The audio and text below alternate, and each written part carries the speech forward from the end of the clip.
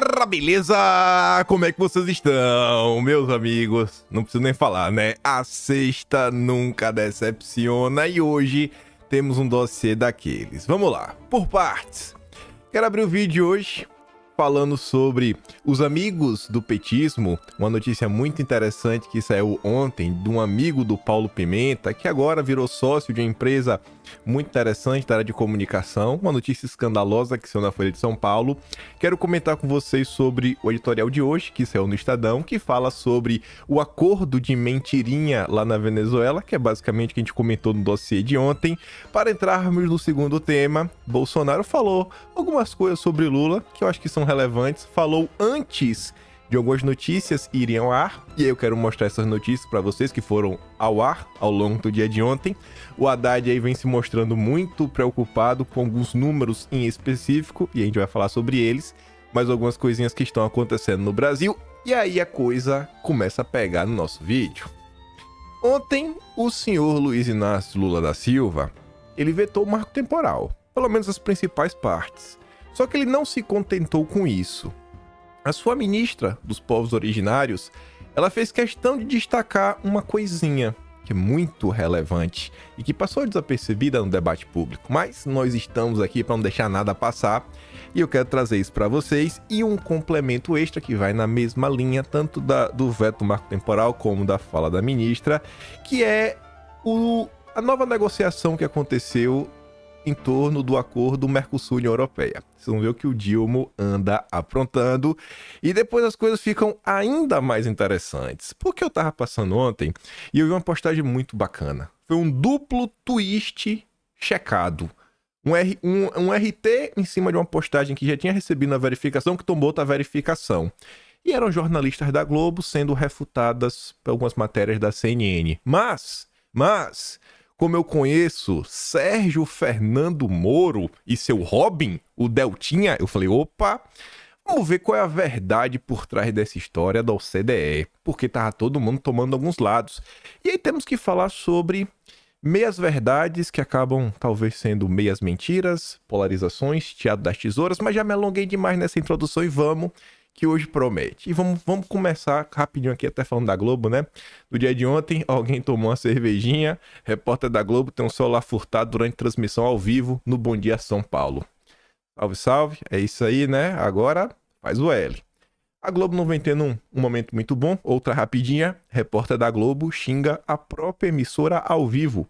Globo lixo. Isso foi no início da semana, dia 15. Mas vamos lá. Vamos pra começar bem, com o pé direito, aquela notícia, né, que deixa os brasileiros muito felizes. Então, no final da noite de ontem, né, no encerramento de sexta, para começar bem o sábado, amigo de ministro de Lula vira sócio de agência contratada pelo governo. Não é qualquer amigo, não é qualquer agência. Juliano Coberlini é ligado a Paulo Pimenta, da Secom. Uai, peraí. Agência só não vai me falar que essa agência está sendo contratada pela Secom, né? Que aí vai ficar meio estranho. Outro lado, ambos negam qualquer tipo de irregularidade. Bom, eu espero que a agência não tenha sido contratada pela Secom. Mas a Folha nos conta que o cientista político Juliano Coberlini, amigo próximo do ministro-chefe da Secom, Paulo Pimenta, virou sócio da Nacional Comunicação, uma das agências de publicidade que atendem à presidência da República. Coberlini é o vice-presidente da comunicação institucional da empresa, que também tem como clientes os Ministérios da Saúde, das Cidades e do Desenvolvimento Social. De acordo com os registros oficiais, ele entrou para a sociedade em março deste ano, após a posse de Lula do PT. Também foram registrados acessos do publicitário ao Palácio do Planalto em 22 dias nos 3 primeiros meses. Em 90 dias, e a gente sabe que normalmente Brasília só funciona de terça a quinta, né? É a parte do tempo. Às vezes não, né? Mas vamos botar de, deixa eu ver, 3 meses. 3 meses, temos 12 semanas. Se a gente considerar que são 3 dias, né, de terça a quinta, vai dar 36 dias. De 36 dias, 22 ele bateu o carimbo lá. Rapaz, isso aí, né, antes dele se associar à agência. Os dados indicam a reunião seguida de almoço, no dia 19 de abril, entre Pimenta e a representante nacional de comunicação Maurício Moura, diretor do Ideia Big Data. As agendas mostram ainda compromissos de Corbellini do Planalto após entrar na empresa em 26 e 27 de abril. A ida foi para a reunião com a equipe da agência de comunicação da FSB e assessores da SECOM. A FSB atua em comunicação e presta serviços ao governo federal, ainda um registro em 29 de maio. No final de 2022, no período de transição de governo, Pimenta promoveu uma reunião com representantes das agências que atendem à presidência. O hoje sócio da Nacional participou daquele encontro, ocorrido 3 meses antes dele se associar à agência. O que é que você fala numa coisa dessa? Ao longo depois da continuação da nota, ele só não, olha só, não tem nada de errado, não fazendo nada de errado, que isso, que aquilo, outro, etc, tudo mais. Você vê, né? Realmente a Nacional escolheu um bom sócio, um cara com um trânsito político sem igual. Não é qualquer tipo de amizade. Rapaz, você ir 22 vezes no Planalto, num período de 3 meses, como diz aqui a Folha de São Paulo, realmente foi uma boa aquisição. Se eu fosse realmente dono de uma agência, eu ia querer um parceiro assim, né? Pra ser meu sócio. Ainda mais quando um amigo de longa data do Ministério, do SECOM, né? Da SECOM, você tem uma agência de comunicação, nada melhor do que ser amigo do ministro da SECOM. Mas tudo bem, tudo bem. Ambos negaram que não tem nada de irregular por aqui. E aqui também não tem nada de irregular, mas é uma piada de muito mau gosto. O acordão que a gente comentou no dia de ontem, que é pra americano ver. O Estadão fez aquele trocadilho, né? Normalmente o pessoal fala, isso daí é pra inglês ver. E vejam só, hoje de madrugada, 3 da manhã, como de costume, o Estadão publica os seus editoriais. Aí tá ali, para americano ver.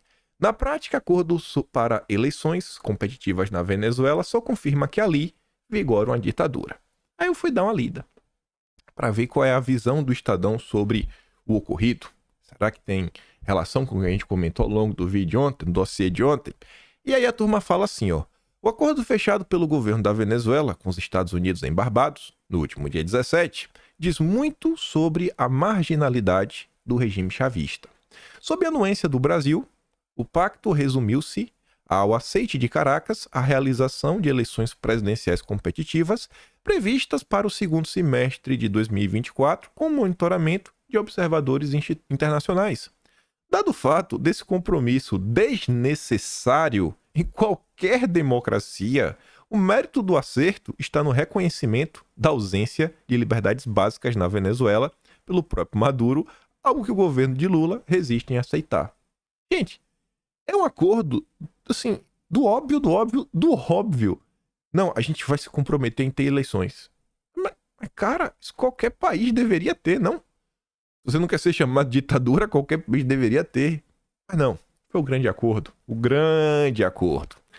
E aí já no segundo parágrafo, o editorial fica muito interessante, que a turma do Estadão fala assim, ó. O limitado escopo de acordo pode ser entendido pelo diálogo ainda incipiente entre Venezuela e Estados Unidos. A retomada de conversas, pelo menos, alivia tensões desnecessárias no hemisfério ocidental. Perceba que não está falando tensão na América, não está falando tensão, sei lá, nas relações entre Estados Unidos e Venezuela, entre, sei lá, América do Norte e América do Sul. Não, Ocidente. Ocidente. Isso não é aleatório. Não é aleatório. Especialmente quando conflitos no leste europeu e no Oriente Médio trazem ameaças muito mais graves à estabilidade econômica e à paz mundial. A contrapartida de Washington, que já suspendeu sanções às importações de petróleo venezuelano por 6 meses, demonstra pragmatismo. Elimina o risco potencial de desabastecimento de combustíveis durante a campanha de reeleição do Joe Biden em 2024. Levantar as sanções venezuelanas é muito mais pelo interesse dos Estados Unidos e do Ocidente do que qualquer outra coisa, gente. Foi exatamente o que a gente comentou ao longo do vídeo de ontem. O mundo ocidental, que para eles o Brasil não é Ocidente. O Brasil é o quintal. O mundo ocidental é Europa, Estados Unidos, Japão e Austrália. E ali na Nova Zelândia. O Brasil não faz parte. América Central também não. É só a turma que tem dinheiro, né? A gente é a colônia. Então a turma, desde o ano passado, com o conflito que emergiu lá no leste europeu, vem tendo alguns problemas de energia, combustível, resolve como? De onde que vai comprar petróleo? Agora surge uma solução. Calma, o Ocidente não vai ficar na mão. E com esse novo conflito internacional, ali na região do Oriente Médio, tem ali os países da OPEP, vai dar uma confusão aqui, outra colar. Então, por via das dúvidas, vamos resolver aqui a vida com Maduro? Veja como as coisas se encaixam, né? Assim, de uma forma, assim, caiu como uma luva. Diante dos problemas que o mundo, né, enfrenta hoje, caiu como uma luva, rapaz. Parabéns aí a todos os envolvidos. A democracia, o venezuelano, o povo venezuelano, esse daí, ninguém tá ligando. Ninguém tá ligando. Ilude-se, entretanto, quem considerar esse indício de distensão entre Caracas e Washington como começo de flexibilização da ditadura chavista. Ao celebrar o acordo, o governo Biden expressou sua perspectiva de libertação de presos políticos, de dependência eleitoral, de autonomia do poder judiciário e até da restauração da democracia na Venezuela. Nada disso consta formalmente do pacto e muito menos do roteiro do regime chavista, cujo único objetivo é preservar-se indefinidamente no poder. No acordo lá, não tem nada disso. É o que diz, mas não tem nada no papel. Nada. Como gesto de boa vontade, Caracas soltou 2 presos políticos. É pouco diante de uma lista com mais de 250 encarcerados. Manteve em paralelo seu veto à disputa dos principais nomes da oposição nas eleições de 2024. A gente comentou até Maria Corina, por exemplo. O Maduro liberou a turma do MBL lá da Venezuela. É direita permitida? Aí, acusados e condenados em processos tortuosos, movidos pela administração e por um judiciário servil ao executivo, tudo sob o amparo de leis aprovadas por uma Assembleia Nacional cúmplice do regime. Novos nomes que venham a se sobressair não estarão imunes a esse mecanismo até o pleito. Então, assim, ó, se hoje surgiu um novo nome na Venezuela e esse nome se tornar inelegível, tá de boa. Porque o acordão que foi feito foi em relação à galera do passado. Os oposições lá do passado. O novo que aparecer pode ter algum problema. A total inexistência de autonomia de 2 poderes da República diante de um executivo claramente autoritário soma-se à repressão, né? A turminha do mal, né? A população que vem atuando contra a população urbana, o abuso das forças de segurança, controle da entrega de benefícios sociais, a mordaça sobre a imprensa livre. Nesse contexto, acreditar em eleições presidenciais competitivas na Venezuela em 2024 pode ser conveniente neste momento. Agrada, né? Conveniente aceitar, acreditar que isso é verdade, porque aqui é petróleo. Mas está a anos-luz de uma leitura realista sobre a preservação do domínio chavista, sob o amparo de fraudes e restrições à oposição nas últimas 2 décadas. Imaginar a redemocratização do país requer sublimação ainda maior. Passa necessariamente por enxergar o regime de Maduro tal qual é, uma ditadura. Não vai deixar de ser. Mas o maluco, até então, éramos nós. Porque vocês acabam me ouvindo e muitas vezes concordando, né? Então a gente era um maluco. Agora o Estadão falou a mesma coisa, com alguns meses de atraso, né? Porque a gente comentou sobre, no vídeo eu mostrei, né? O que a gente vinha comentando aqui, e muitos de vocês concordando, desde março. Agora eles falam. Não é o Lula, vassalo do Biden? Não é assim não. Vamos esperar aí para ver os próximos movimentos. E aí, para falar também só dos amigos do Lula aqui, rápido. Operação de busca e apreensão da PM contra o MST no Paraná encontra ferramentas e leva 10 pessoas à delegacia. Aí eu fico me perguntando, deve ser CAC, né? Deve ser CAC. Tudo legal, tudo registrado. Não espere o ministro da Justiça aparecer. Não espere o Capelli aparecer. Não espere o Silvio. Tá todo mundo desaparecido. Eles vão fingir que isso aqui nunca aconteceu. E se alguém for questionado por algum milagre do destino, eles vão falar que foi um caso isolado. Por quê? Porque o MST é amigo do petismo. Mas está ali. A Polícia Militar executou 2 mandados de prisão e realizou uma operação de busca e apreensão e um assentamento do MST em Guarapuava, nesta sexta, dia 20. A PM do Estado também caminhou 10 pessoas à delegacia e prendeu ferramentas. E não é... sabe, de derrubar passarinho, não, viu? Não. Mas nem vou comentar. Deixa o MST quieto. Deixa lá. É a turma do Lula, são amigos. Foi um caso isolado. Foi tudo um caso isolado. Mas vamos lá. Ontem, Jair Messias Bolsonaro foi lá no Pará. Aqui é um vídeo, vou tentar explicar para vocês. Aqui é a imagem, aqui na esquerda, pegando Bolsonaro saindo, né, ali chegando no aeroporto. Tem gente aqui na parte de baixo. E aqui em cima, tem um primeiro andar, também tá cheio de gente. Você ia ver, se o vídeo você ia ver. Mas acho que você acredita em mim. E aí e aqui a segunda parte é mais ou menos o que Bolsonaro está vendo. Um mar de gente dos dois lados. É o cara que tá derretendo. Aí mais pessoas colocaram mais vídeos, que o Ale Pavanelli colocou duas imagens diferentes, né? O cara que vem derretendo, que não tem mais nenhum apoio popular, né? Tá vendo que as pessoas de verde e amarelo, então acho que uma foi realmente para ver o Bolsonaro. Bolsonaro também postou aqui mais uma imagem, você viu? Mais verde e amarelo, bandeira do Brasil, lá Belém, Basílica de Nazaré. E aí, dia 19, anteontem, tinha saído essa matéria aqui no Igor Gadelha. E assim, né? Bolsonaro, ele sempre disse, sempre fez questão de falar que ele não era especialista de nada. Ele falou, cara, quando eu tenho dúvida sobre esse assunto, eu pergunto a pessoa. Quando eu tenho dúvida sobre outro assunto, eu pergunto a outra pessoa. Ele nunca falou que ele era um mestre da economia, mas algumas coisinhas ele entendia. Agora, independente, por exemplo, de Bolsonaro ser um especialista ou não na área da saúde, quando você pega as previsões que Bolsonaro fez ali, principalmente no início de 2020, diante do fecha tudo, a turma chama ele de louco. Louco, maluco, não. Sem provas, Bolsonaro fala... Lembra daquelas más notícias? Pois bem, sem provas, Bolsonaro anda fazendo previsões nada otimistas para o futuro de Lula. Então assim, especialista ele não é, mas ele normalmente costuma acertar em suas previsões. Aí tá falando o seguinte, que Bolsonaro avalia que o vento de cauda na economia brasileira, no início do mandato de Lula, deve perder tração, criando uma crise para o Lula. Nas conversas com aliados, Bolsonaro tem repetido o mantra de que a economia é quem segura um presidente na cadeira, logo, se ela não for bem, o governo pode cair. Isso aqui foi dia 19, que saiu essa notícia. Então talvez Bolsonaro falou isso daí no início da semana, vem falando isso, né, nos últimos meses, vem fazendo essa previsão sem provas.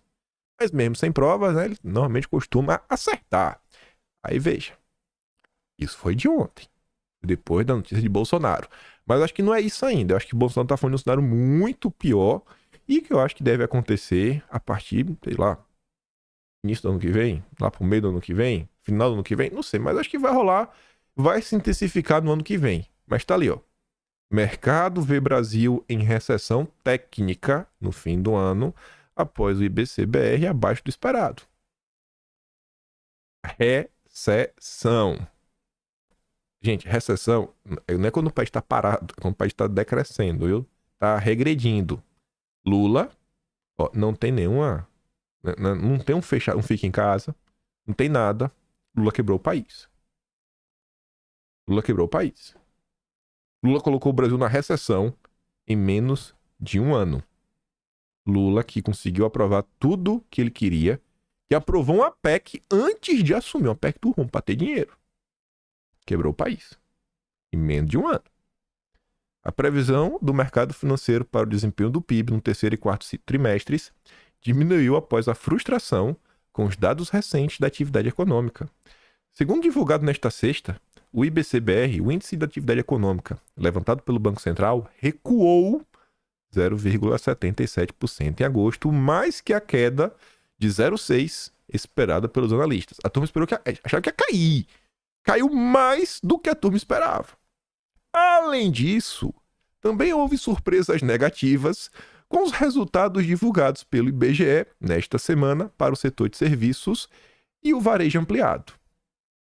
O PIB desse ano ele ainda deve bater relativamente positivo, só que as pessoas não vão lembrar. Teve uma super safra no início do ano, que até tiveram pessoas da esquerda que comentaram sobre isso, e está registrado lá no Atlas. Então, quando no final do ano, porque o PIB desse ano não vai bater negativo, não vai ter um PIB global negativo, mas a turma não vai lembrar, foi por causa da super safra do agro do início do ano. Mas vamos lá. Com isso, Segundo pesquisa do Projeções Broadcast, feita com 30 instituições financeiras, a projeção mediana para o PIB do terceiro trimestre saiu de estabilidade, né, ficar no 0 a 0, para uma queda de 0,2 agora. E para o quarto trimestre, uma queda de 0,1. Eu acho que o Lula vai, mais uma vez, superar expectativas e vai ter uma queda maior do que o previsto. Caso essas projeções se confirmem, o país entrará em recessão técnica, já que haverá 2 trimestres consecutivos de recuo da atividade econômica. A última vez que isso ocorreu foi na pandemia. Na esteira dos dados, a G5 Partners reduziu a projeção do PIB do terceiro trimestre de alta para recuo. Embora a desaceleração para o período já fosse esperada, o economista Pedro Crispim reforça que houve fraqueza acima do projetado nos resultados, principalmente de serviço e varejo. Tem muito também da dissipação do efeito positivo do setor do agro. O agro, super safra, início do ano, que é sazonalmente mais fraco no segundo semestre, deve moderar a atividade da frente. Falamos, né? Aí, nos últimos dias também, né? O próprio Haddad vê gordura para cortes de juros e prevê um 2024 desafiador. Acho que o Haddad ficou sabendo das previsões de Bolsonaro, né? Que ano que vai ser difícil. Aí a turma que faz o L, né, os petistas, a Globo entrevistou um petistão, né? Do IPEA. Sem os 10% mais ricos, o Brasil seria um país igualitário, diz autor de novo livro sobre desigualdade. E ele tá certo, gente. O Brasil seria um país igualitário. Todo mundo seria pobre. Todo mundo seria pobre. Eu fui atrás de um dado, eu achei, para mostrar para vocês, porque aqui inclusive foi feito ali embaixo a fonte, ó. Ministério do Trabalho e Previdência, /RAIS, o PNAD, né, de 2021. A turma do Brasil em Mapas fez isso daqui para mostrar o seguinte: quanto você precisa ganhar para você estar no 10% mais ricos. Você pega o estado onde os 10% mais ricos mais têm dinheiro é o Distrito Federal. É 5 mil. Se você ganhar mais de 5 mil, você está entre os 10% mais ricos. Se você está em São Paulo, se você ganhar mais de 4.600, você está acima dos 10% mais ricos. Só que quando você olha aqui, ó, principalmente no Nordeste, Alagoas, se você ganha mais de R$ 2.300, que é menos de 2 salários mínimos, você já está entre os 10% mais ricos. A turma da Globo está defendendo acabar com quem ganha mais de R$ 2.500. Para todo mundo ficar igual, ou seja, todo mundo pobre. Entre um salário mínimo e um salário mínimo e meio, é isso? Aí realmente tá todo mundo igual, né? Não tem diferença. Ninguém quer falar o seguinte: não, vamos combater a pobreza. Ou então os super ricos. A turma quer sempre criar essas narrativas que é para tributar a classe média baixa. R$ 2.300 é classe média, eu acho que é classe média baixa. Não dá 2 salários mínimos. Não dá 2 salários mínimos, pessoal. Essa é a turma que tá no IPEA do Lula e que a Globo leva para bater papo. E é com isso daí que eles geram, né, várias ideias, por exemplo, para tributar, para botar imposto do pecado, por causa daquilo outro, porque tem que pagar. A gente tá tributando só os 10% mais ricos. Só que quando você vai ver que são os 10% mais ricos, é classe média baixa. Deixa lá, né? Parece que fizeram um L. Aí continua. 9 a cada 10 brasileiros perceberam agravamento da fome no país, diz um estudo. Mas, segundo o IBGE do Lula, que ele colocou lá o Marcinho Pokémon escolhido a dedo, o Brasil tá voando. Tá sensacional. Os preços estão caindo, tá tudo mais barato. Pesquisa do Instituto Brasileiro de Pesquisa e Análise de Dados, IBPAD, mostra que a doação de alimentos é a ação solidária mais comum entre brasileiros.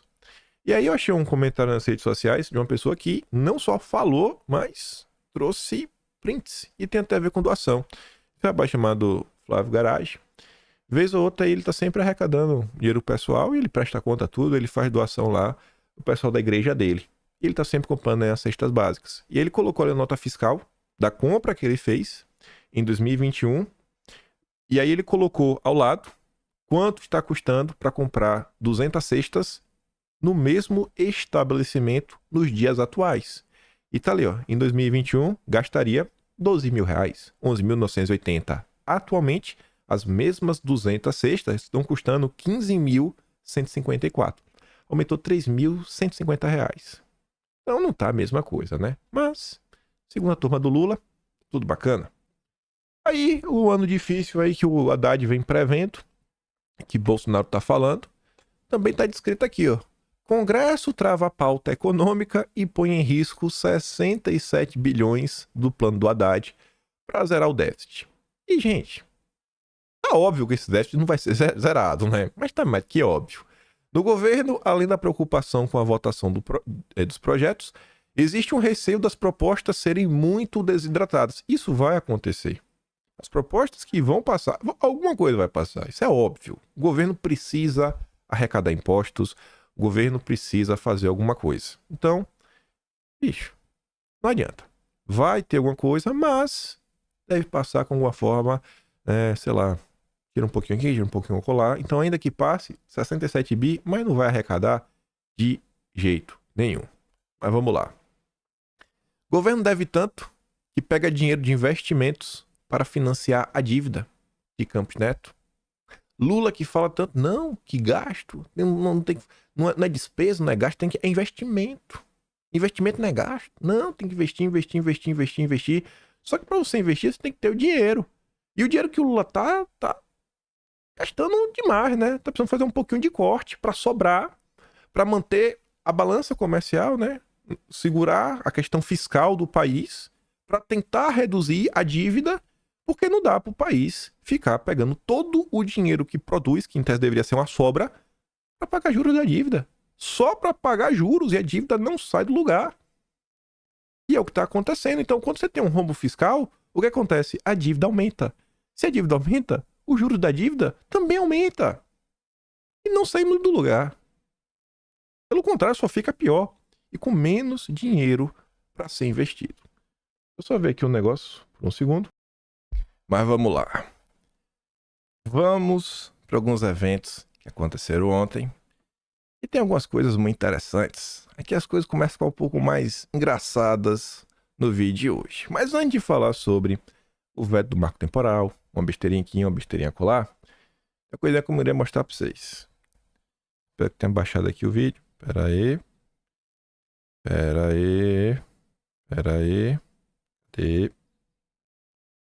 Aqui, ó.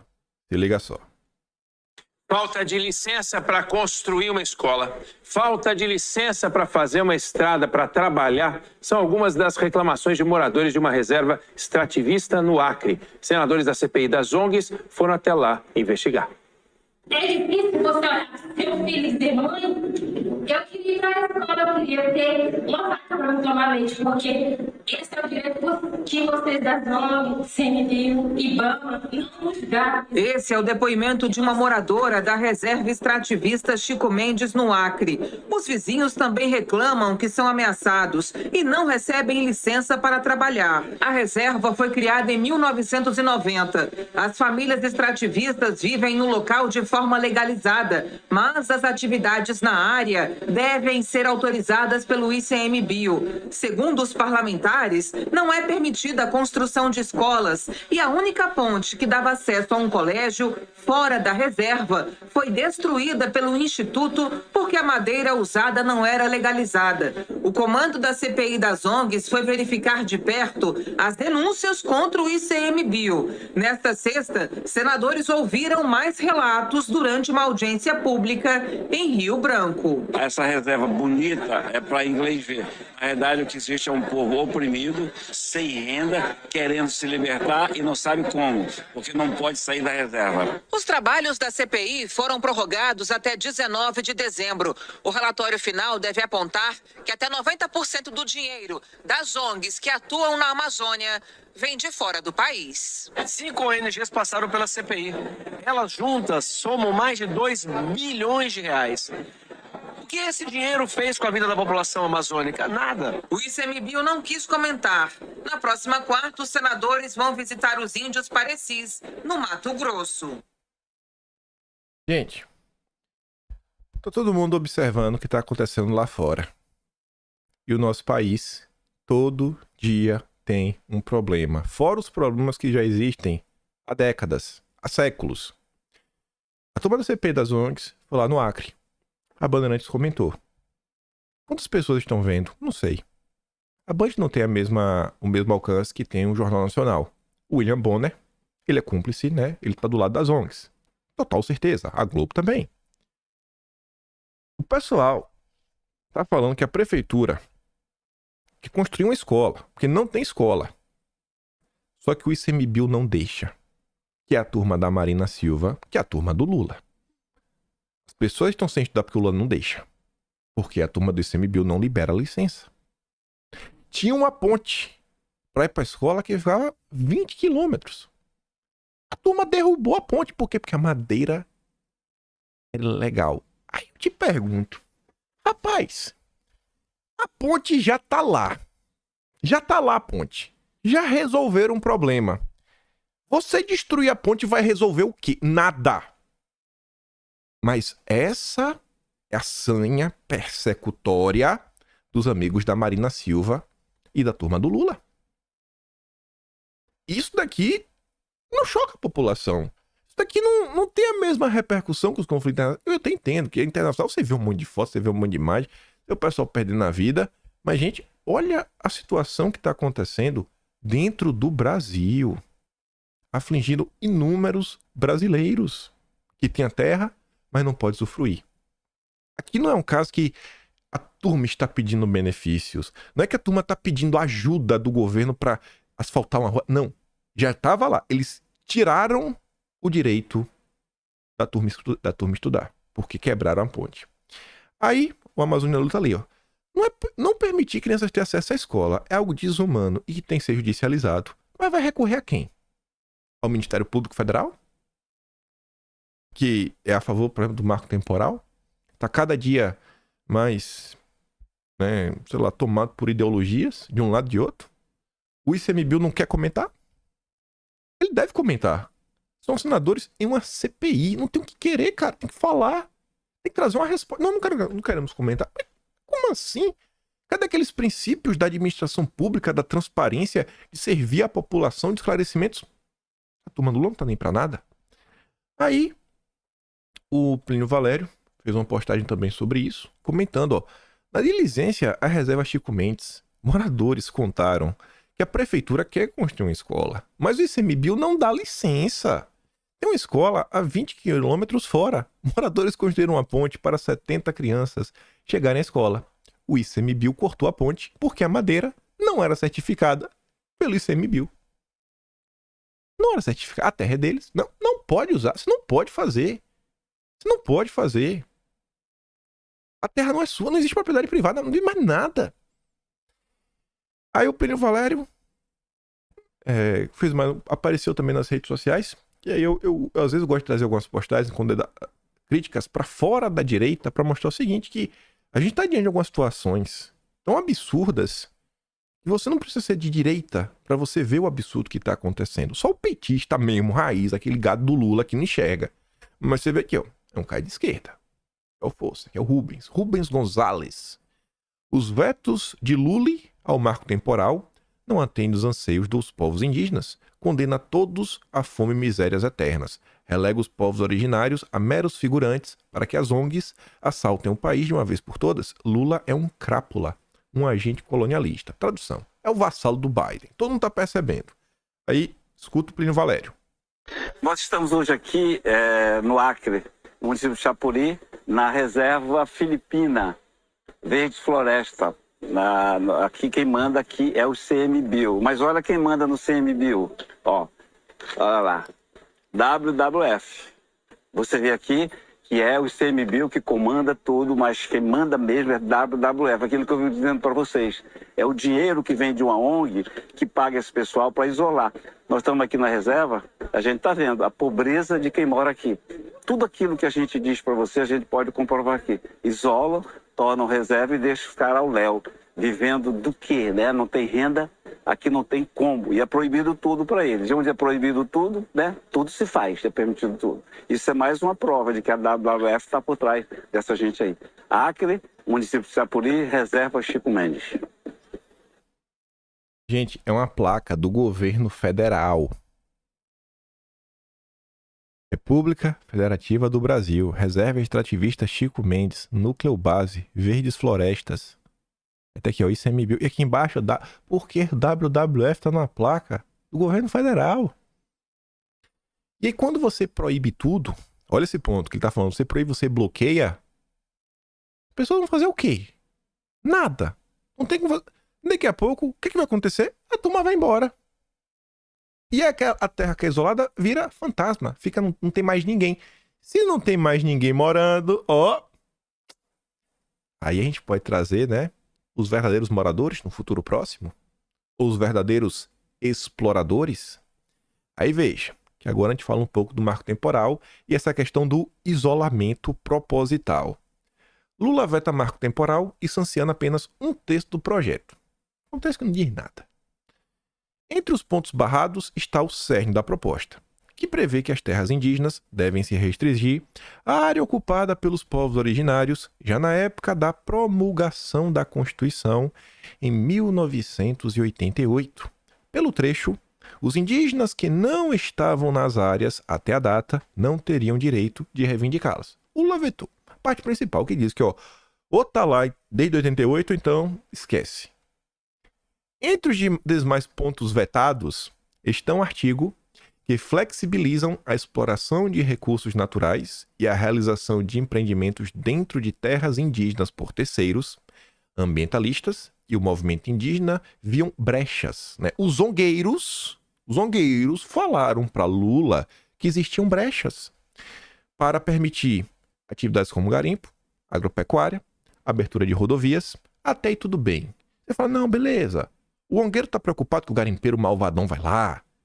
O ongueiro tá preocupado que o pecuarista malvadão vai lá fazer uma grilagem de terra, colocar gado. O ongueiro tá preocupado que vai abrir uma rodovia, aí vai passar um monte de carro, vai atazanar a vida do indígena. Só que aí, olha só. A turma também via com preocupação os ongueiros que o Lula serve. Preocupação porque ia permitir linhas de transmissão de energia com instalações hidrelétricas. Gente, qual o problema de passar um poste? Qual o problema de passar um poste? Me diz. Tem um poste, só isso, um poste. E normalmente é linha de alta transmissão. Não é o poste que você tem aí perto de sua casa. É aquelas torres. Qual o problema disso? E, inclusive, essas coisas de poste são projetos, na maior parte do tempo, de integração nacional. Em projetos de interesse da soberania nacional. Assim como hidrelétricas. Ou seja, o Lula está impedindo a autossuficiência energética brasileira. Que o Brasil, se o Brasil quer se desenvolver, se o Brasil quer ter mais indústrias, se o Brasil quer ter mais empresas, o Brasil vai precisar gastar mais energia. E vai vir de onde? Cadê o Lula da transição verde, da transição ecológica? O Lula é um vassalo do Biden, que serve a organismos internacionais. Além de contratos com a iniciativa privada e não indígenas para os empreendimentos. Entretanto, permaneceu o texto que libera os indígenas, caso queiram, para contratarem pessoas para trabalhar em suas terras. O governo também vetou o artigo que dava aval para o contrato, para o contato com povos isolados para prestar auxílio médico ou para intermediar ação estatal de utilidade pública. Não, o Estado precisa fazer algo que é de utilidade pública. Não, mas o povo está isolado. Deixe isolado. Não vai. Não vai. Esse é o Lula. Vassalo do Biden. Aí eu falei pra vocês que teve uma coisa que passou desapercebido. Não ganhou os jornais, as notícias. Mas eu fui... Na verdade, eu ouvi uma pessoa que me contou. Falou, cara, tu viu isso daqui? Eu falei, não. Eu falei, não acredito. Ele falou, é verdade. Eu falei, não acredito. Vai. Ele olha. Aí eu fui olhar. Eu falei, meu Deus. Ministério dos Povos Indígenas celebra veto do presidente Lula ao PL do marco temporal. Aqui é uma fala da Sônia Guajajara, a ministra do Lula. Nós podemos considerar uma grande vitória os vetos aqui apresentados pelo presidente de reafirmar a decisão do Supremo e de garantir essa coerência do governo, a coerência do governo com a agenda indígena, com a agenda ambiental e com a agenda internacional, disse a Guajajara, coletiva de imprensa. O Lula mostra que ele está coerente com a agenda internacional. Você está vendo aqui a agenda do Brasil agenda de desenvolvimento nacional, a agenda de melhoria da vida da população brasileira, não tem espaço para o Brasil. O Lula odeia o Brasil. O Lula e o PT, eles odeiam o Brasil. Eles odeiam. Até a cor do partido, das bandeiras que eles levantam é vermelha. Eles odeiam o Brasil. E tá aí. É a agenda internacional que eles servem. Aí eu tava passando também, no bisu lá, né? As confusões na esquerda, olhei assim e falei, ih, rapaz, a turma tá brigando. Aí eu vi lá o Gustavo Castanhão. Já falei pra vocês, filiado ao PDT, esquerda, não tem o que questionar. Não é um bolsominion que está falando isso. Traição do dia. O governo Lula está vendendo o futuro do Brasil por 12 bilhões de euros, enterrando para sempre a possibilidade de nossa reindustrialização. Baratinho não, mas uma bolada para as ONGs petistas. Eu falei, rapaz, o que é isso? Aí eu vi ali, né, o Lula com a Ursula von der Leyen, presidente lá da União Europeia, Bruxelas. Eu falei, eita, o que é isso aí, né? E agora o Twitter não mostra mais o link, mas é uma notícia do UOL. Aí eu fui ver, né? Notícia do Jamil Chad, que antigamente a esquerda falava que era um porta-voz da OTAN, ou seja, era um vassalo do imperialismo. Mas agora o Jamil Chad sabe de tudo do petismo, porque o petismo agora serve ao Biden. Eu digo, gente, eu até repetir, né? Quando eu falo assim, o Lula serve ao Biden, não é que ele serve ao Biden. Ele serve ao grupo político que o Biden está alinhado. A gente faz falar de forma mais irônica. Que grupo é esse? É o que se chama de globalismo. É o que se chama de globalismo. É o que a turma chama. Não, é isso aí. O Lula não está alinhado, o bloco, o Brasil. Não, ele está alinhado. Seguindo toda a agenda do que a turma chama de globalismo. Mas tá ali, ó. Brasil propõe fundo ambiental com 12 bilhões de euros para fechar o acordo com a União Europeia. Vamos fechar o acordo? Esse acordo é ruim pro Brasil. Mas faz um fundo aí com 12 bilhões que a gente fecha. Esse Lula é demais, viu? Aí veja, como isso daqui encaixa, inclusive, com as falas do próprio Lula, mas ainda mais com as falas do Haddad e do Alckmin. Vocês vão lembrar, não sei se você deve lembrar, alguns vão lembrar. Você lembra quando eles eram com esse papo de neo-industrialização e o próprio Lula e Alckmin, né, escreveram juntos? Lula não escreve porcaria nenhuma, mas publicaram um texto lá no Estadão que tá assinando com Lula e Alckmin. Não foi, eles escreveram. E eles estão falando de neo-industrialização. E eu falei, olha pessoal, a esquerda, ela não usa nenhum termo de forma aleatória. Se a esquerda está falando neo-industrialização, é porque isso daqui é uma coisa específica. Não confunda neo-industrialização com reindustrialização. Reindustrializar é desenvolver as indústrias. E acabou. Neo-industrialização é alguma coisa extra. E aí quando você via o que o Haddad falava, o que o Alckmin falava, não. É a nova indústria. É a indústria verde. É a indústria ESG. É a indústria do baixo carbono. Eu falei, vai vento. Aí, olha o acordo do Lula. A proposta feita pelo Brasil para fechar um acordo comercial com a União Europeia prevê um fundo de 12 bilhões de euros para ajudar os países do Mercosul a implementar políticas ambientais e redução de desmatamento. O texto do projeto, que vinha sendo mantido em sigilo, foi obtido com exclusividade não pelo UOL, pelo Jamil Chad, porta-voz da OTAN.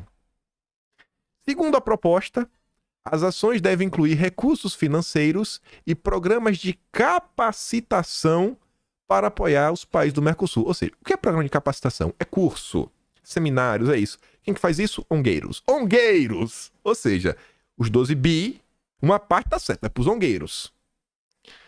O projeto ainda sugere que os governos europeus ajudem a pagar pela conservação das florestas. Babau. Pelo texto, fica estabelecido que as autoridades reconhecem que os países do Mercosul necessitam do apoio da União Europeia e dos meios apropriados para avançar em suas políticas nacionais e compromissos internacionais relativos à mitigação e adaptação às mudanças climáticas e seus co-benefícios, objetivo de perdas e danos para lidar com a perda da biodiversidade, conservação e restauração de florestas, de acordo com a legislação interna de cada país sobre o assunto, bem como os compromissos internacionais aplicáveis.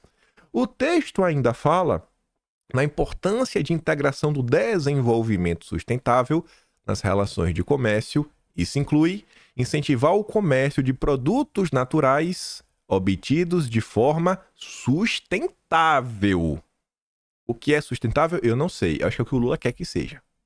O acordo também prevê maiores oportunidades de acesso ao mercado para produtos obtidos de forma sustentável. Aí veja, você tem um fundo, exato, além da capacitação, né, para incentivar mudanças, né? Também transição energética. Precisa da transição energética, né? Gente, o que é mitigação climática? É você emitir menos carbono, aí você tem a neoindustrialização. Ou seja, no final do dia, sabe o que vai acontecer? Você vai ter um fundo de 12 bilhões de euros para os amigos do rei utilizarem para comprar produtos verdes, implementar produtos verdes, financiar políticas públicas verdes e a União Europeia e o Brasil, ambos os países devem incentivar, ou seja, dar prioridade para quem é verde. Para quem é verde. Aí eu não vou usar esse argumento, não. Não vou usar argumento bíblico. Mas, o que vai acontecer aqui no final do dia? Quem for verde vai vender. Quem não for verde não vai vender. Lula.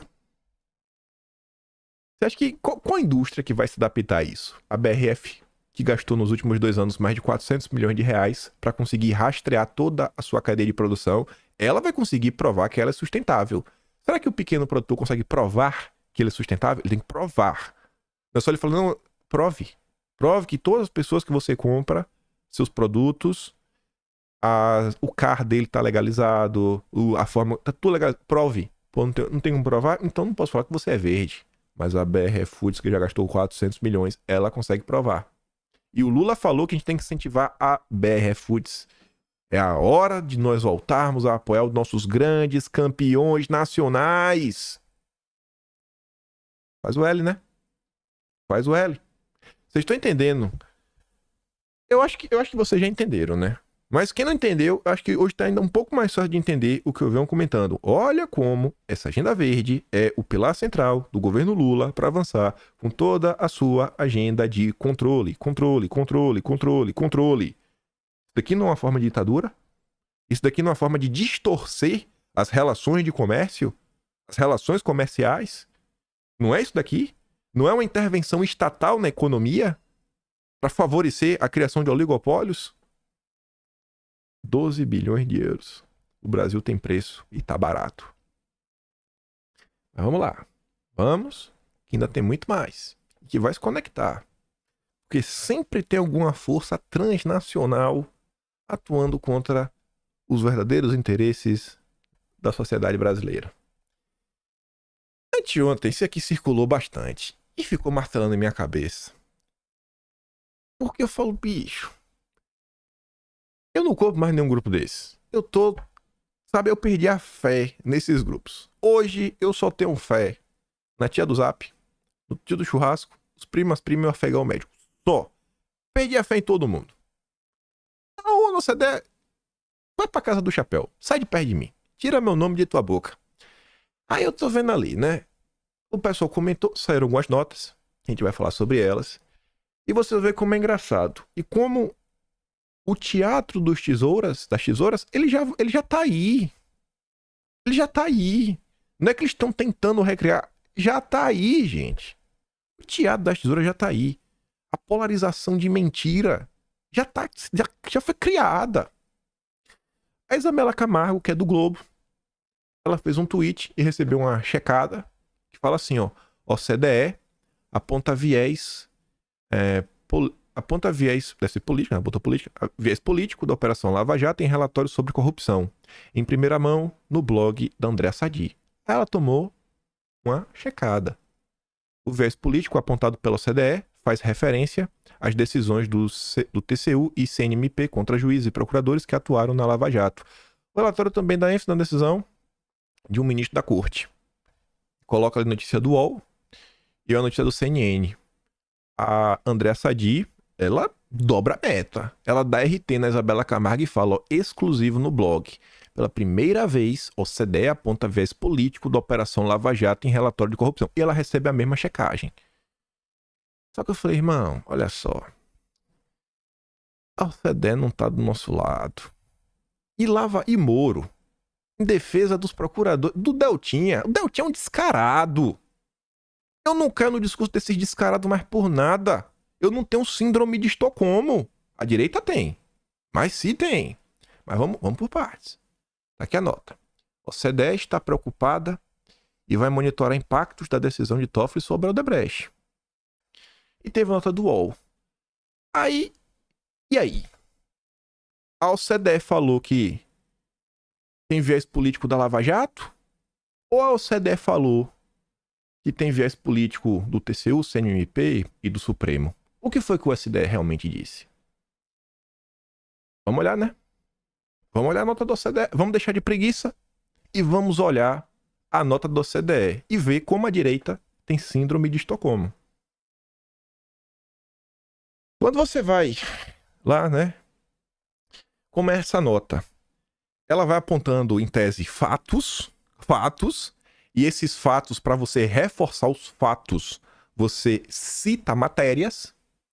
Toda vez que aparece um número aqui, né, suspenso, cadê aqui, ó, PMC 17, tá um pouquinho mais alto, o 18, o 19, o 20, toda vez que aparece alto, tá citando a matéria. Então, a nota do OCDE cita, né, ela vai construindo uma série de fatos, e depois ela pega esses fatos e faz o comentário dela. Enfim.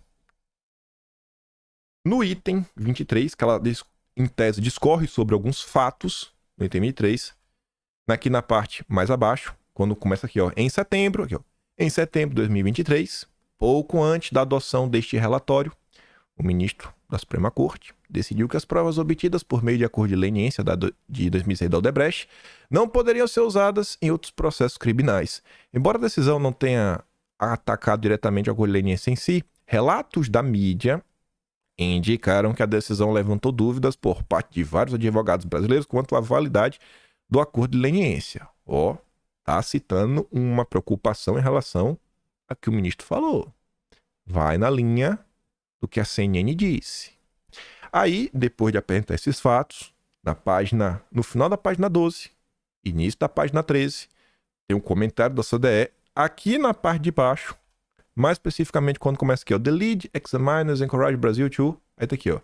Os examinadores líderes incentivam o Brasil a usar sua experiência comprovada na investigação de casos complexos de corrupção transnacional para aplicar com mais vigor as leis contra o suborno estrangeiro e infrações relacionadas. Além disso, após a recente decisão de um ministro da Corte Suprema relacionada às evidências obtidas no acordo de leniência do Odebrecht, os examinadores líderes, ou seja, a turma da OCDE, recomendam que o grupo de trabalho acompanhe as potenciais consequências que essa decisão pode ter nos acordos de leniência do Brasil em casos de suborno estrangeiro, em particular no que diz respeito à sua segurança jurídica. Eles também recomendam que o grupo de trabalho acompanhe as potenciais consequências que essa decisão pode ter na capacidade do Brasil de fornecer e obter assistência jurídica mútua em casos de suborno estrangeiro. Ou seja, quando a nota da CNN, que a gente comentou, que está aqui embaixo, fala que, ó, a OCDE está preocupada com a decisão lá da Corte Suprema, isso é verdade.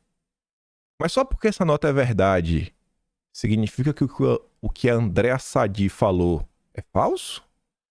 Será que as duas coisas não podem estar acontecendo? Será que a OCDE não pode ter criticado a maior corte brasileira, mas também criticado o Moro?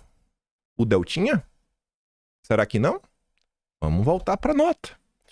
Aí você vai descendo. Item 184. Em 2019, a mídia obteve acesso a mensagens privadas trocadas entre procuradores federais e um juiz federal envolvidos em uma força-tarefa da Lava Jato. Tá falando do Deltinha, tá falando do Moro, encarregado de investigar e processar várias infrações, incluindo suborno estrangeiro. Essas mensagens mostram que os procuradores federais e o juiz federal agiram com viés político em casos envolvendo diversas figuras políticas nacionais. Concluindo que o juiz havia violado seu dever de imparcialidade, o Supremo anulou várias condenações de outras decisões proferidas contra indivíduos específicos. A politização e a falta de neutralidade reveladas por essas mensagens também levaram à descontinuação do modelo das forças-tarefa. O Brasil enfatiza, que é também nesse contexto, que a Lei de Abuso de Autoridade foi aprovada pelo Congresso Nacional com o objetivo de proteger os direitos dos réus a um julgamento justo. Aí, após esse comentário, tem o 184, vai até 200 e poucos comentários, e aí a OCDE traz a opinião dela no final da página 56, início da página 57, mas antes de mostrar, que eu falei para vocês, ó, quando aparece um número suspenso, aí fala, né? Por exemplo, aqui é uma notícia, ó, Metrópolis, a data, Revista Piauí, Folha de São Paulo. São as citações. Olha a outra citação que também está na nota da OCDE. Transparência Internacional. A transparência também está aqui. A Transparência Internacional também é referência para a OCDE. Mas vamos voltar. Aí, nessa parte aqui de baixo, ó, já nesse segundo parágrafo, começa realmente o segundo parágrafo. The lead examiners recommend that Brazil take all necessary. Os examinadores líderes recomendam que o Brasil adote todas as medidas necessárias como questão prioritária para garantir que os fatores proibidos pelo artigo 5 da Convenção não possam, sob nenhuma circunstância, influenciar a investigação, acusação e resolução de casos de suborno estrangeiro ou comprometer de qualquer outra forma a independência dos promotores, incluindo, primeiro, estabelecer salvaguardas para proteger o Ministério Público Geral contra a politização ou percepção de politização. Ó, tem que fazer isso, estamos recomendando. Protejam o MP de ser politizado. Outra recomendação da OCDE: reforçar garantias contra possíveis viés políticos por parte de agentes da lei. A OCDE está preocupada com Deltinha? Está preocupado com o Moro, como eles agiram no passado? Mas, até hoje, porque o Moro colocou o Lula na cadeia, a turma acha que o Moro é um cara bacana. A turma assim fala, meu Deus, gente, até quando? O que mais precisa acontecer nesse país para as pessoas entenderem? Ó, esse cara, ele tá do lado do Brasil. Essa pessoa não tá. Tá contra. Bem como contra o possível uso arbitrário de medidas disciplinares ou de responsabilização como meio de retaliação contra promotores envolvidos em ações sensíveis de combate à corrupção e ações relacionadas. Aí o Deltinha, aquele descarado, ele pegou essa parte em vermelho para falar, olha, a OCDE está me defendendo. A OCDE está reclamando da forma que eu fui perseguido. Não, mas a OCDE também está falando, cara, das suas mensagens vazadas, do que você aprontou. Vocês gostam do Flávio Dino? Eu acho que não. Vocês sabem que é o irmão do Flávio Dino? Vocês sabiam que ele é o procurador da República? Vocês sabiam que em 2017, o Deltinha recebeu uma mensagem do Cláudio Dantas, que agora tá na Jovem Pan, perguntando, e aí, Deltinha? Quem é o candidato de vocês pra gente poder dar aquela força no antagonista? Aí o Deltinha falou, peraí que eu vou falar com o Boquita, que era lá o Carlos Lima. E aí, Boquita? Que é o nosso. O Boquita falou 2 nomes. Um era o Nicolau Dino, irmão do Flávio Dino. Esse é o Deltinha aí. Mas ele mudou. Ele agora tá lá no Novo. O verdadeiro Partido Conservador do Brasil. Até quando a direita vai ficar nessa? Não! Temos que nos unir. Com o quê? Essa turma não quis se unir no passado. Assim, é tão óbvio que o cara falou, temos que nos descolar do Bozo sem perder o apoio dos eleitores do Bozo. Aí lá vai os eleitores do Bozo apoiar o cara, porque temos que nos unir. Ser o Bozo. Meu Deus, gente! Deixa de... Assim, é sério, a galera odeia vocês. E o povo bate palma. Não, porque o Deltan criticou quem eu não gosto. Então ele tá do meu... Mas calma que tem mais. Essa onda do OCDE é sensacional. Por isso que eu falei que eu perdi a fé em tudo.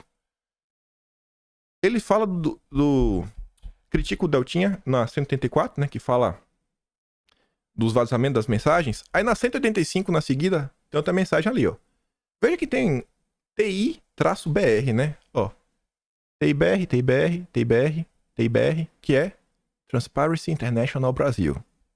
Se liga.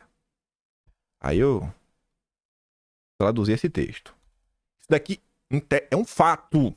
Segundo a OCDE, isso aqui é um fato. Além disso, entre 2019 e 2022, ou seja, durante o governo Bolsonaro, a ONG estrangeira financiada pelo Jorge Soros e a Fundação Ford, a Transparência Internacional, que são amigos do Deltinha, compartilhou vários relatórios com o grupo de trabalho, ou seja, compartilhou o relatório com o CDE, nos quais enfatizou a crescente politização do Ministério Público Federal nos últimos anos. De acordo com a Transparência Internacional, o mandato do atual PGR, ou seja, o Aras, tem sido marcado em particular por interferência política indevida em investigações de alto perfil. Segundo a Transparência Internacional, os amigos de Deltinha, eles contaram para o CDE que Bolsonaro está interferindo no Aras. Qual foi a interferência? Qual foi a interferência que teve? Embora esses incidentes não estivessem relacionados a casos de suborno estrangeiro, a Transparência Internacional sustenta que eles têm o potencial de reduzir a capacidade institucional do Ministério Público e sua autonomia para investigar esquemas de corrupção envolvendo políticos, empresários, proeminentes e reverter o envolvimento das autoridades e instituições brasileiras no combate à corrupção. As alegações da Transparência Internacional são apoiadas por vários artigos da mídia. Jornalistas também reconheceram essa situação durante visita em loco. Os jornalistas falam que o Aras é parcial, porque Bolsonaro está interferindo na PGR. Olha só, é o que o CDE disse. Mas vai lá, abraça o CDE. É aquela organização, né? Dos países desenvolvidos, nós queremos estar na CDE. Eu não. Sai de perto de mim. Eu tô do lado do Brasil e apenas. Tia do Zap, tia do churrasco, primas e o afegão médio. Acabou. Não quero mais nenhum grupo desse perto de mim. Com o novo governo eleito, tendo assumido um cargo em janeiro de 2023, e o mandato do então PGR encerrando-se em setembro de 2023, os participantes da visita em loco indicaram que estavam aguardando sinais de mudança que eram prematuros para discutir neste momento. Na opinião deles, a escolha do próximo PGR será um importante indicador da direção futura do Brasil. Vocês viram tudo que o governo Bolsonaro fez. Vocês viram com o olho de vocês. A OCDE falou que foi um lixo. Foi uma regressão. Que o Brasil piorou no governo Bolsonaro. Vocês viram com o olho de vocês. Aí você escolhe. Você pode acreditar nos seus olhos ou você pode acreditar na OCDE. Aí agora você percebe que a Andréa Sadi e a CNN, os dois estão certos, e que os petistas tomaram o lado da Globo porque não gostam do Moro. O antipetista tomou o lado do Moro porque não gosta do Lula. E os dois são iguais. E o Teatro da Tesoura tá aí. E você caiu na polarização. Da de mentira. Porque é um que odeia o Brasil com outro que odeia o Brasil. E tão unidos. E você tá defendendo essa turma. O que realmente tem que acontecer no Brasil é o seguinte, ó. É as pessoas que estão do pró-Brasil e anti-Brasil. Pró-Brasil e anti-Brasil. Aí só pra relembrar a ATI, que é quem forma ao CDE, quem é a Transparência Internacional, só para relembrar, no início deste mês, comentei sobre a notinha que saiu do nosso Deltinha. Deltinha e diretor de ONG combinavam notas públicas com teses lavajatistas. Sabe quem é esse diretor? É o diretor da Transparência Internacional no Brasil. Essa mesma Transparência Internacional que falou que o governo Bolsonaro foi uma regressão, foi um lixo. Que Bolsonaro interferia na PGR com o Aras. Ah, o Aras. Deve ficar com a de Lindora também, né? Deve ser. A notícia é muito maior do que isso. Tá no início do mês. Aí, pra relembrar também, 2020, o desmonte no combate à corrupção começou. E os resultados se refletem na pior posição do Brasil na série histórica, divulgado pela Transparência Internacional. Segundo o Deltan Dallagnol, em janeiro de 2023, o Brasil estava pior do que nunca. Janeiro de 2020. O início do segundo ano do governo Bolsonaro, o Brasil estava pior do que nunca. Como? Depois de um petrolão, depois de um mensalão, depois de tudo que foi revelado pelo PT, como o Brasil estava pior. Mas está segundo o Deltinha. Mas vamos bater palma, gente. Vamos. O Deltinha tá contra o Lula. Não, vamos. Ele mudou. Ele agora é o líder do verdadeiro Partido Conservador do Brasil, que é o Partido Novo, que mudou de cor, não pelo que acredita, mas porque fizeram uma pesquisa e viu que é mais fácil de enganar as pessoas colocando a cor azul. Como é que você muda as cores de um partido por base de uma pesquisa? Não por baixo nas suas crenças, das suas não é convicção, não é crença, é pesquisa. É tudo assim, como a gente pode influenciar mais. Não é convicção, cara. Essa turma não gosta do Brasil. Não gosta, gente. 25 de janeiro de 2022. A transparência internacional é clara sobre o motivo de fracasso do Brasil. O país sofreu retrocessos no arcabouço legal institucional anticorrupção do país por força de ações do governo federal. O governo Bolsonaro acabou. E a turma esquece. Aí pra lembrar, ó. Olha quem financia a transparência internacional. Fundação MP Society, Fundação Ford, Gordon Betmul, Luminate, a própria WWF que a gente falou antes. Aí calma. Fernando Henrique Cardoso, quando abriu o Sebrap, se lembra lá, a gente comentou a semana passada, muita gente viu. Foi com 180 mil dólares. Era muito dinheiro ali em 69, hein? 1969. Vamos botar arredondado até mais. 200 mil dólares. É muito dinheiro. Muito dinheiro. Deltan admite erro sobre fundo da Lava Jato e critica argumentos de Toffoli sobre Odebrecht. Ele admite um erro. Sabe qual era o erro? O Deltan ia criar, basicamente, uma ONG que seriam repatriados para essa ONG, para esse fundo, não 200 mil dólares, como foi o Sebrap. Se você corrigir os 200 mil dólares, vamos corrigir jogando lá pro alto. 200 mil dólares em 69, hoje seriam 20 milhões de dólares. Óbvio que não é. Mas vamos botar 20 milhões, será muito dinheiro. Imagina tu ter uma ONG com 20 milhões de dólares. Sabe quanto é o valor que essa ONG ia ter? 2 bilhões de reais. É o fundo da Lava Jato. Você já imaginou o que o Deltan ia fazer com isso? Os custos? Como ele ia combater a corrupção? Esse think tank? Se você acha se você acha que 2 milhões faz diferença, 20 milhões faz diferença, tu já é com 2 milhões pra, né, defender e avançar com a pauta anticorrupção no Brasil? A polarização já está acontecendo e as pessoas já caíram. Porque a turma não aprende. Mas não aprende. Aí eu quero ver só se a CDE, ela já vai se pronunciar, porque o Aras não é mais o PGR. O PGR vê claro o viés político e se posiciona contra a abertura de inquérito sobre relógio de Lula. Aí a Bárbara coloca ali nesse do painel. Relógio de 80 mil, usado por Lula, não consta em lista de presentes oficiais. Que é o Piaget. Vai lá, pessoal. Abraço a CDE. É o grupo dos países ricos, né? Temos que fazer parte dele. Vamos seguir as regras da OCDE. É do bem. Confia. É tipo a ONU. Confia. É pelo bem do Brasil. Confia que é pelo bem do Brasil. Vai lá. Leva o Moro junto. Dá um passeio com ele. Né? Tem pena. Pega no copo, porque ele prendeu o Lula, né?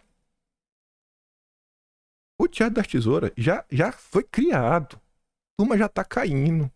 Depois de todo o esforço, tudo que a turma sofreu, bicho. Toda a perseguição que acontece, isso me dói no coração. Eu falo, cara, as pessoas nunca vão perceber que elas estão sendo usadas. Que no final do dia, quem está sendo usado são as pessoas que realmente levam esse país nas costas. Mas assim, arrastando. Todo dia sofrendo. Com 1001 preocupações. Com tudo que ela deveria ter.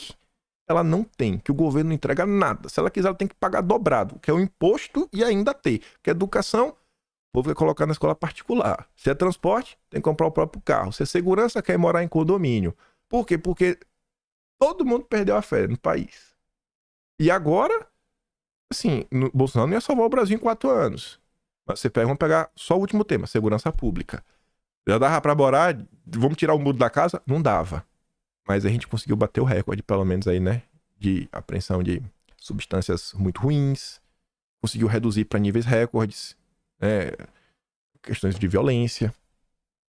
Os números não eram altíssimos, mas, pô, olha de onde saiu. Olha onde parou.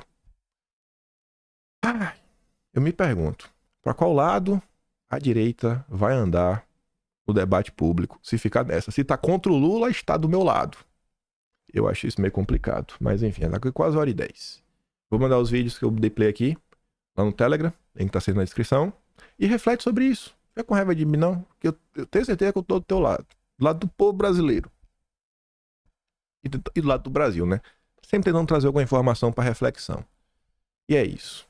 Eu só vi, em termos de presidente da República, um cara que realmente tinha preocupação.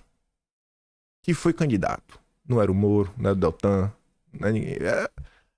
Começa com o Jair e termina com o Naro, né? Eu não vou ficar falando mais.